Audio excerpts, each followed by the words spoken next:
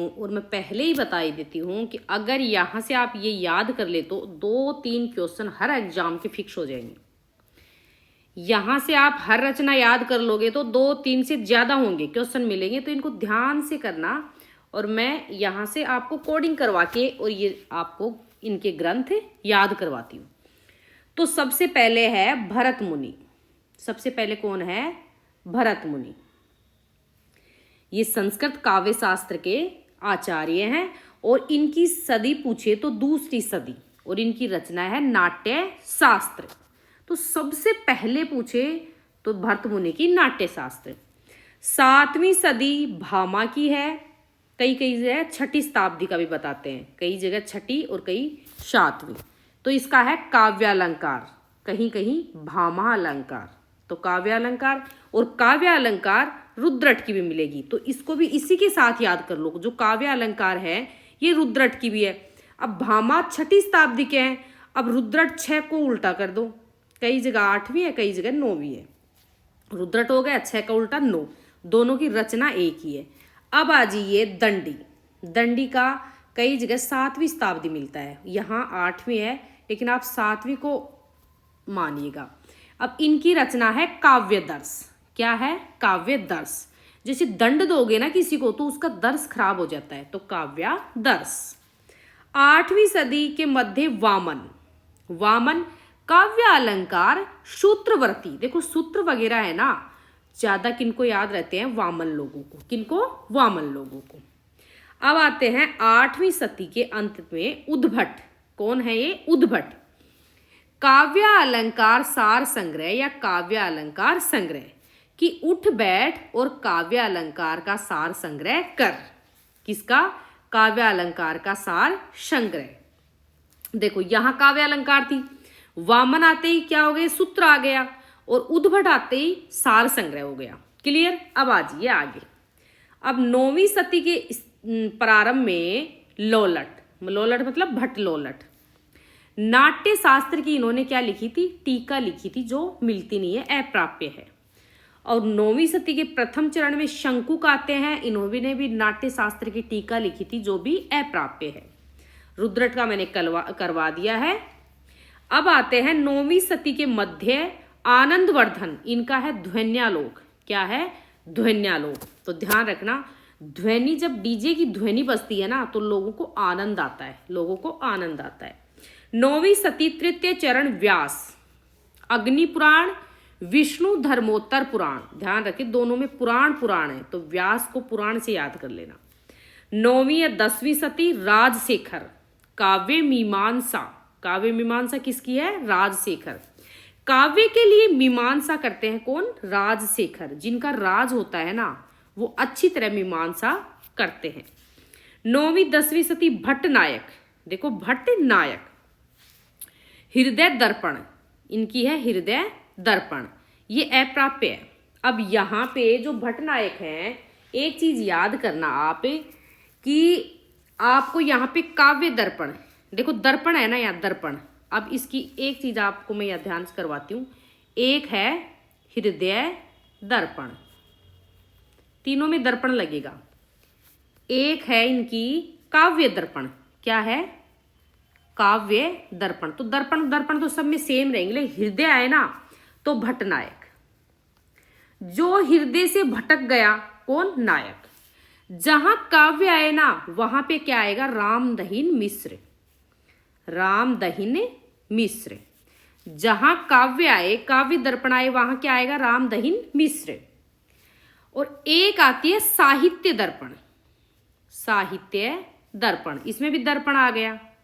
अब जहां पे साहित्य दर्पण आए तो विश्वनाथ, तो पूरे विश्व में साहित्य पढ़ा जाता है, पूरे विश्व में क्या? साहित्य। तो क्लियर हो गया आपको? जहां पे काव्य आए रामदहिन मिश्र, जहां पे साहित्य आए तो विश्वनाथ, और जहां पे हृदय आए तो भट्टनायक। चलिए आगे। 10वीं सदी धनंजय। 10 रूपक। 10 रूपक कि धनंजय से कहती है कि मुझे 10 रुपए चाहिए। कौन? धनंजय। अगर तुम्हारी जय चाहते हो तो 10 रुपए का नोट निकाल के दे दो। 10वीं सदी प्रमार्थ भोजराज का है। भोजराज सरस्वती कंठाभरण श्रृंगार प्रकाश। जब भोजराज का कर लो, जब ये भोजन करने जाती है तो अपने ही राज में कहती कि पहले सरस्वती माता के कंठ का भोग लगाओ, सरस्वती माता के कंठ पर भोग लगाओ, उसके बाद आप उसका श्रृंगार करके और उसको राजगद्दी पर बिठा दो। किसको? सरस्वती माता को। अब जब राजगद्दी पर आप बैठा दोगे, जैसे भोजराज है, सरस्वती कंठाभरण है और श्रृंगार करते हो, तो वहां पे 10 रुपए भी चढ़ा देना, मतलब 10वीं सती हो गया क्लियर। 10वीं सती भोजराज, सरस्वती कंठाभरण और श्रृंगार प्रकाश।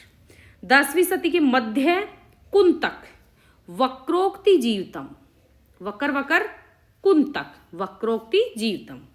10वीं और 11वीं सती अभिनव गुप्त का है ध्वन्यालोक लोचन और अभिनव भारती।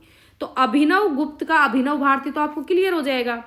ध्वन्यालोक लोचन, ध्वन्यालोक लोचन, तो लोचन है ना, ये गुप्त रूप से रहते हैं। जैसे हम आंख बंद कर लेते हैं तो एक तरह से गुप्त रूप से रहते हो। तो अभिनव गुप्त का ध्वन्यालोक लोचन और अभिनव भारती। अब तृतीय चरण में आते हैं क्षेमेंद्र, औचित्य विचार चर्चा, कि तुम्हारा औचित्य क्या है जो तुम हर बात पर दूसरे की चर्चा छेड़ते हो, दूसरे की बात पर चर्चा छेड़ते हो और थोड़े भी क्षेमेंद्र नहीं बनते, थोड़े भी क्षेमेंद्र नहीं बनते। 11वीं सती अंतिम भाग महिम भट्ट व्यक्ति विवेक। देखो महिम भट्ट का है व्यक्ति विवेक। व्यक्ति का विवेक कब जागता है? जब उसकी महिमा है ना वो भटके। जैसे किसी भी क्षेत्र में अगर वो उसकी महिमा भटकी तो उसका विवेक भटकेगा। 11वीं सती के मध्य मम्मट काव्य प्रकाश। माँ क्या करती है? एक एक को प्रकाश देती है। एक एक मतलब 11वीं सती। 12वीं सती का द्वितीयक और तृतीय चरण में रुय्यक। रुय्यक का है देखिएगा, अलंकार सर्वस्व, साहित्य मीमांसा, हृदय लीला, व्यक्ति विवेक व्याख्यान और काव्य प्रकाश संकेत। अब तो सुनो, रुय्यक साहब क्या करते हैं?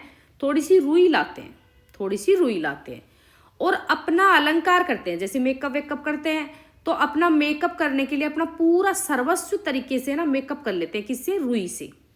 जब मेकअप हो जाता है तो वो साहित्य पढ़ता है, बैठ के साहित्य मीमांसा करता है अपने सहृदय से और कहता है कि हर व्यक्ति के विवेक का मैं व्याख्यान करूंगा, क्योंकि मुझे अब काव्य के प्रकाश का संकेत होने लगा, मुझे अब काव्य के प्रकाश का संकेत होने लगा। तो अलंकार सर्वस्व, साहित्य मीमांसा, सहृदय लीला, व्यक्ति विवेक व्याख्यान और काव्य प्रकाश संकेत। अब देखिए 12वीं सती प्रथम चरण में हेमचंद्र काव्यानुशासन। काव्यानुशासन इसको कोड करना हेमचंद्र। तो आप चंद्र से करना कि चंद्रमा पे जाते हो ना तो हर इंसान को अनुशासन के तरीके पे जाना पड़ेगा। अनुशासन मतलब हेमचंद्र।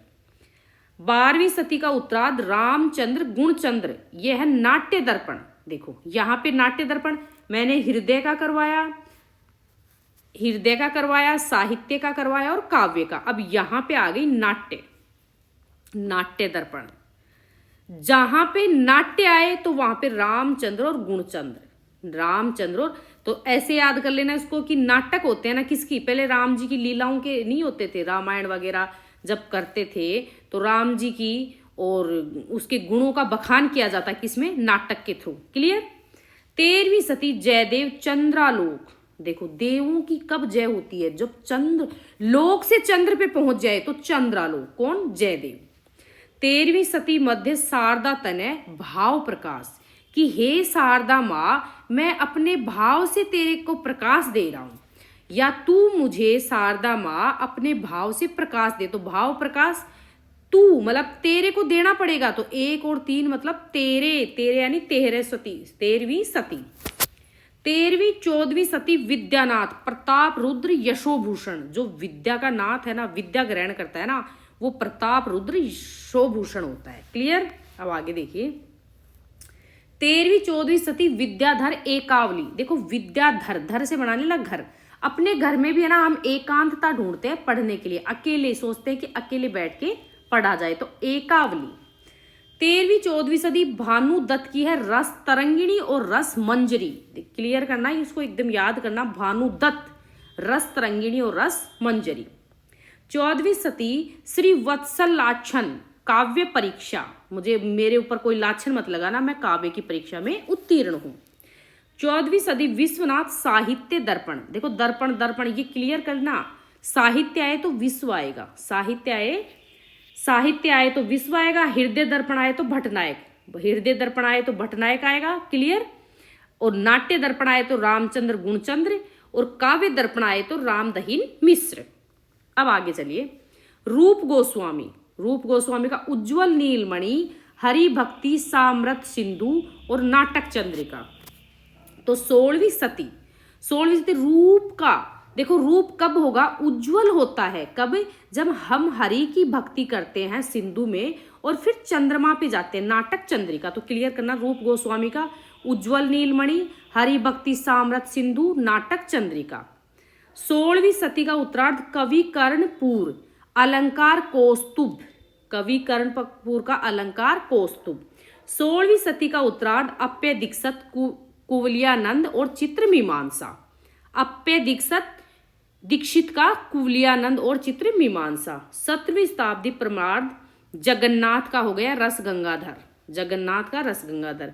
और 18वीं सदी का प्रमार्ध विश्वेश्वर अलंकार कौस्तुभ, अलंकार कौस्तुभ।